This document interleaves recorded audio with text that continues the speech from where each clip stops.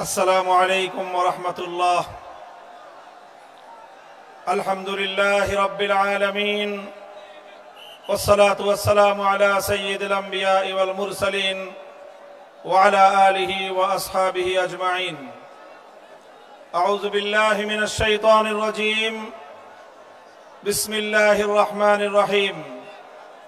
আল্লাযীনা ইম্মাক্কান্নাহুম ফিল আরদ أقاموا الصلاة وآتوا الزكاة وأمروا بالمعروف ونهوا عن المنكر صدق الله العظيم। আন্দোলনরত ৮ দলের উদ্যোগে আয়োজিত খুলনা বিভাগীয় মহাসমাবেশে উপস্থিত সংগ্রামী সভাপতি, ইসলামী আন্দোলন বাংলাদেশের মোহতারাম আমির পীর সাহেব চরমনাই হযরত সৈয়দ মুফতি মোহাম্মদ রেজাউল করিম, উপস্থিত সম্মানিত প্রধান অতিথি বাংলাদেশ জামায়াতে ইসলামের আমির জনাব ডক্টর শফিকুর রহমান সহ আন্দোলনরত ৮ দলের কেন্দ্রীয় নেতৃবৃন্দ, বিভাগীয় জেলা নেতৃবৃন্দ, সর্বস্তরের খুলনা বিভাগের প্রাণপ্রিয় আমার তৌহিদি জনতা, সর্বস্তরের বাংলাদেশের নাগরিক বৃন্দ, আজ বাংলাদেশের জুলাই অভ্যুত্থান পরবর্তী, জুলাই বিপ্লব পরবর্তী বাংলাদেশে দাঁড়িয়ে এ পর্যায়ে আমরা স্পষ্ট দেখতে পাচ্ছি বাংলাদেশের মানুষ দুই ভাগে বিভক্ত। একটি ভাগ জনবিচ্ছিন্ন, দেশ বিরোধী, বিদেশি আধিপত্যবাদের এজেন্ডা বাস্তবায়নকারী, ভিন্ন দেশের দালাল এবং ভিন্ন দেশের পদলেহী একটি গোষ্ঠী বাংলাদেশে আছে। আরেকটি পক্ষ বাংলাদেশের স্বাধীনতাকামী, বাংলাদেশের দেশ এবং জনগণের অধিকার রক্ষায় তারা তৎপর। এই হলো দুই পক্ষ। এই দুই পক্ষকে আরো সংক্ষিপ্তভাবে আমি চিহ্নিত করে থাকি বলি, বাংলাদেশ আজ দুই ভাগে বিভক্ত। এক ভাগ ৭২-এর বাকশালপন্থী, আরেক ভাগ ২০২৪-এর বিপ্লবপন্থী। আমরা আমাদের অবস্থান পরিষ্কার করছি, আমরা ২০২৪-এর বিপ্লবপন্থী শক্তি। আমি সকল রাজনৈতিক পক্ষগুলোকে জাতির সামনে যার যার অবস্থান পরিষ্কার করার আহ্বান জানাই। হয় আপনি ২৪-এর জুলাইপন্থী, হয় আপনি ২৪-এর বিপ্লবপন্থী, হয় আপনি বৈষম্য বিরোধী বাংলাদেশের পন্থী, আর না হয় আপনি ৭২-এর বাকশালের দোসর। স্পষ্ট ভাষায় ঘোষণা করতে চাই, রক্তের সাগর পেরিয়ে ২৪-এর জুলাই বিপ্লবের পর ৫ই আগস্ট মহান বিপ্লবের মধ্য দিয়ে যেই ফ্যাসিবাদ বাংলার সীমান্ত থেকে বিতাড়িত করা হয়েছে, সেই ফ্যাসিবাদ এবং তার কোন দোসর বাংলার ক্ষমতার মসনদে আর আসতে পারবে না ইনশাআল্লাহ। সংগ্রামী দেশবাসী, আমরা বলতে চাই, জুলাই সনদ স্বাক্ষরিত হয়েছে।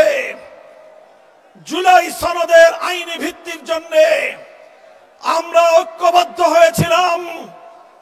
আমাদের সে ঐক্যের ভিত্তির উপর দাঁড়িয়ে জুলাই সনদের প্রাথমিকভাবে আইনি ভিত্তি কার্যকর হয়েছে, সরকারি আদেশ জারি হয়েছে।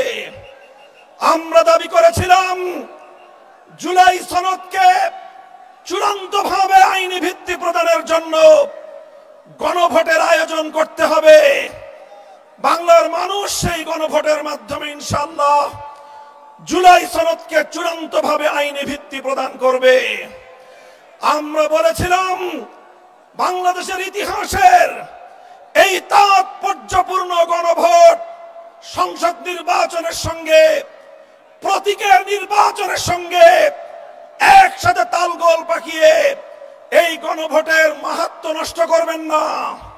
আমরা বলেছিলাম এই জুলাই সনদের গণভোটকে আগামীর বাংলাদেশের মাইল ফলক হিসেবে প্রতিষ্ঠা করার জন্য আলাদাভাবে স্বতন্ত্রভাবে জাতীয় নির্বাচনের আগে গণভোটের আয়োজন করা হোক।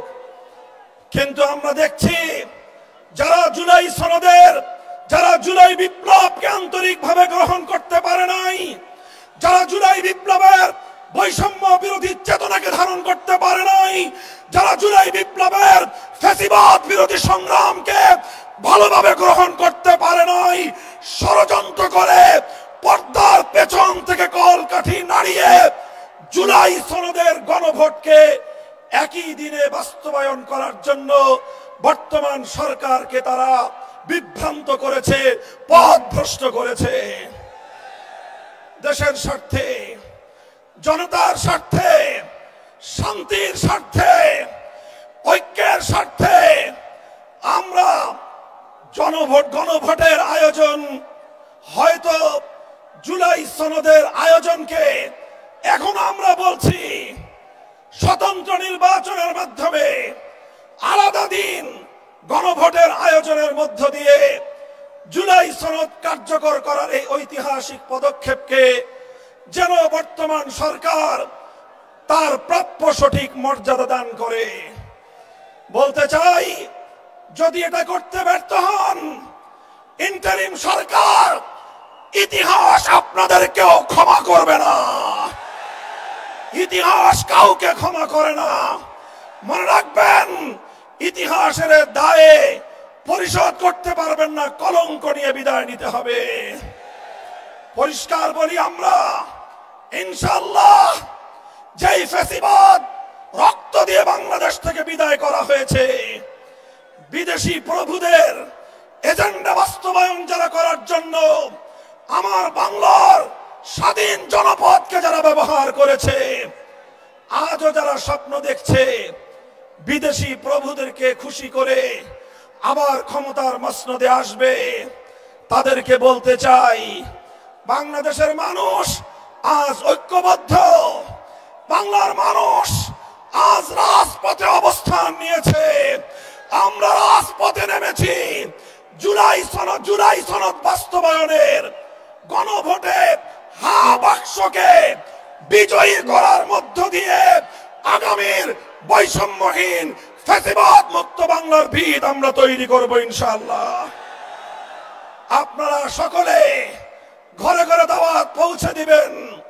দলীয় প্রতীকে নির্বাচনের পাশাপাশি, দলীয় প্রতীকে ভোট দেওয়ার পাশাপাশি গণভোটে হা বাক্সে ভোট দিতে হবে। যদি কেউ এই গণভোটে না ভোটের ক্যাম্পেইন করেন, ধরে নেব আপনারাও ফ্যাসিবাদের দোসর। ইনশাআল্লাহ আমরা রাজপথে আছি। লেভেল প্লেইং ফিল্ড যদি তৈরি করতে ব্যর্থ হয় সরকার, নির্বাচন নিয়ে কোনো অনিশ্চয়তা দেখা দিলে সরকারকেই তার দায় গ্রহণ করতে হবে। সংগ্রামী সাথী ও বন্ধুগণ, এভাবে রাজপথে যে মহান ঐক্য গড়ে উঠেছে, সে ঐক্যে ৮ দল মোহনায় মিলিত হয়েছে। ইনশাআল্লাহ জুলাইপন্থী প্রতিটি রাজনৈতিক পক্ষকে দেশকে ভালোবাসতে হলে, আগামী দিনে জুলাই বিপ্লবের চেতনা বাস্তবায়ন করতে হলে ৮ দলের এই মোহনায় মিলিত হওয়া ছাড়া বিকল্প কোনো পথ নাই।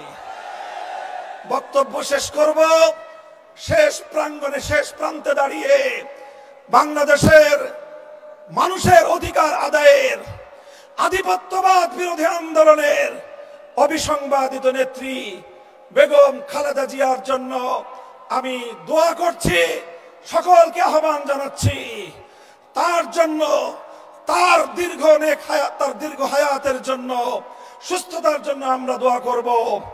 দলীয় সংকীর্ণতার ঊর্ধ্বে উঠে দেশ এবং জাতিকে ভালোবাসতে চাই আমরা।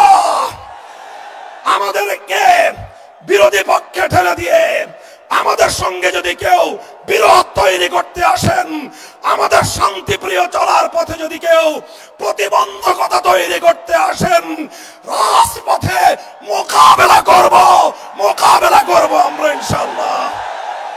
এই প্রস্তুত থাকবেন তো? জীবন দিতে হলে জীবন দেব, রক্ত দিতে হলে রক্ত দেব। দেশ এবং জাতির প্রশ্নে কারো কাছে মাথা নত করব না, দেশের প্রশ্নে কোনো আপোষ করব না। মাথা নত করেছি একজনের কাছে। কার কাছে? ইনশাআল্লাহ আল্লাহর রহমতে আগামীর বাংলাদেশ হবে ইসলামের বাংলাদেশ। নাসরুম মিনাল্লাহি ওয়া ফাতহুন করিব।